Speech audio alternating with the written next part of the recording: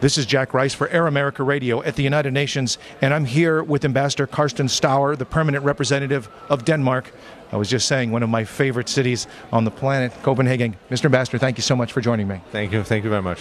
Now, here at the United Nations, one of the issues that you're really focusing on is climate change and the impact that it has. Talk to me about that. Well, basically, we have a climate change regime in place, the Kyoto Protocol. Not all countries in the world is party to that. The US is not a party to it.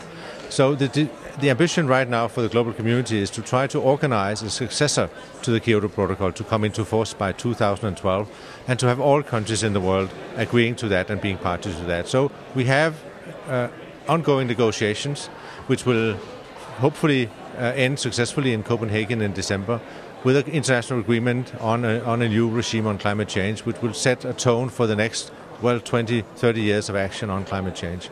But Mr. Ambassador, if we look at Kyoto and what Kyoto was trying to accomplish, it doesn't strike me as extraordinary or outlandish or ridiculous for that matter. And if that's the case, how is it that you can convince the Americans primarily, let's face it, to get involved? Because isn't that what this is really about now, is to say you need to be on board along with basically the rest of the world? But I think the basic arguments in terms of getting on board, of course, is the scientific evidence. We know that we need to reduce the global warming in order to maintain our level, our existence as we now have it, and the daily life that we have. If the temperature increases, we will have great negative effects for climate all over the world, including in the US. You have drought in the southwest. That will even be stronger if the temperature increases. So you will see a lot of negative effects on climate change in the next 20, 30, 40 years, and we need to avoid that.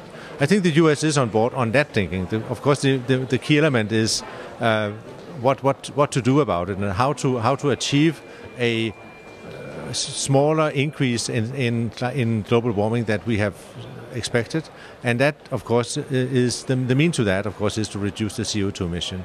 And the tricky question is, how do we do that? How do we do it efficiently? How do we get business and how to get people to accept the changes that are necessary for the decades to come? Well, Mr. Ambassador, obviously I'm not trying to make this political, because the UN, again, is really apolitical when it comes to this issue. But it would also seem, from a sort of realpolitik perspective, that you have an opportunity when you have a Democrat in the White House, the democratically controlled House, and the democratically controlled Senate that could all line up behind something like this. You have a small window. How quickly can the United Nations actually move on a topic like this to take advantage of that? Because things can change very quickly in this country, as you well know. Yeah, but I think the UN and the US can move quickly, and we have now two open windows, basically, one in the US and one in the UN. We have made a lot of preparations over the past few years in terms of getting to an agreement in Copenhagen in December this year, and the UN has actually paved the way for the US to join whatever will be replacing the Kyoto Protocol. So both windows are open, and we are prepared, I think, to go to a deal in Copenhagen. Maybe I'm going to ask you a philosophical question, which may be above your pay grade, if you don't mind, but I think you may be the perfect person to answer this for me. Can you explain this sort of this non sequitur that I see between the Europeans and the Americans, where scientists have come together and they have talked to the people of Europe, and it seems that generally the people of Europe understand this as fact. You come into the United States and it's still theory, and it's still open to debate, to the point that some will say, including the media, there is global warming, and then you'll have almost immediately saying, but there are some say that it isn't, and that will be in the same sentence. You're right in saying that probably the recognition of global warming and the temperature increases, and that it is man-made, is probably broader accepted in Europe than in the US. At the same time, it's clear that we have a overwhelming scientific evidence in terms of the Intergovernmental Panel on Climate Change, in terms of all basic scientific expertise in the world agreeing to the fact that we have a global warming and the fact that we can counter it if we take sufficient action now. I think it's probably a question of this discussion being more rooted in Europe than in the US. We have had it for many, many years. We started on increasing our energy efficiency right after the oil crisis in the 70s and the early 80s. The US did not really do that. So I think Europe has, to a certain extent, has an advantage on the US, but we know that the US has a capacity and capability to quickly to reach the ambitions that the country has. So I have no doubt that we will have a good cooperation, also good competition between Europe and the US when it comes to actually making commercial use of the opportunities that also is inherent in climate change. Ambassador Staur, it's interesting you bring that up because that's exactly what I started thinking about. If we look about going green, and we've been hearing about that, at least domestically, from the President over the last few months and really over the entire election cycle.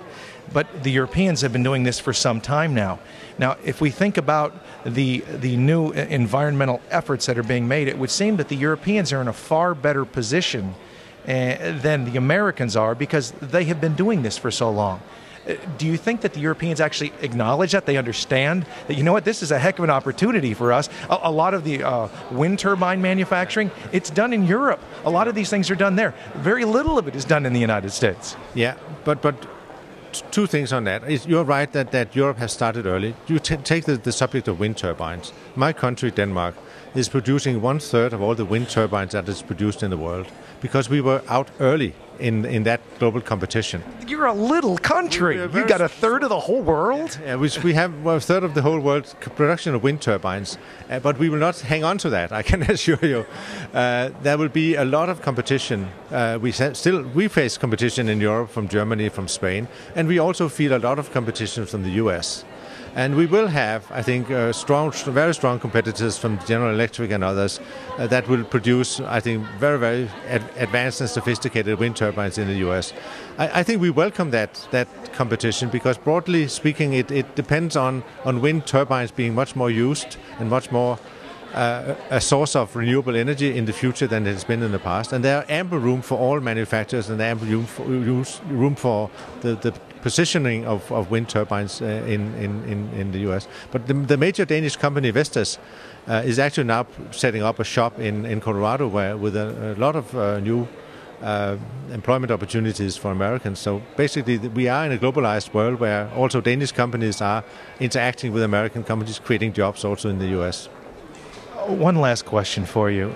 Do you foresee the Americans coming on board with whatever replaces Kyoto? Do you see that the Americans will finally acknowledge that this is not just an American problem or a Danish problem or a Spanish problem, but it's truly a global problem and literally jump on board, even if it limits profit, which is really what people were arguing about for years?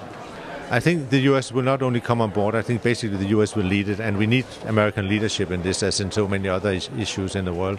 I think the new administration is clearly positioning itself to take a leadership role. I think the rest of the world will welcome it, and we would definitely look very much forward to working together with Americans in order to get all the nitty-gritty and all the negotiating details in place before Copenhagen. But I do think that this is an area where American businesses will use the opportunity that is in changes in energy consumption and energy production and will make good use of it also for the benefit of the American society and American employment. The Danish ambassador to the United Nations, Ambassador Staur. Ambassador, thank you very much for joining me. Thank you. Thank you very much. And this is Air America Radio at the United Nations.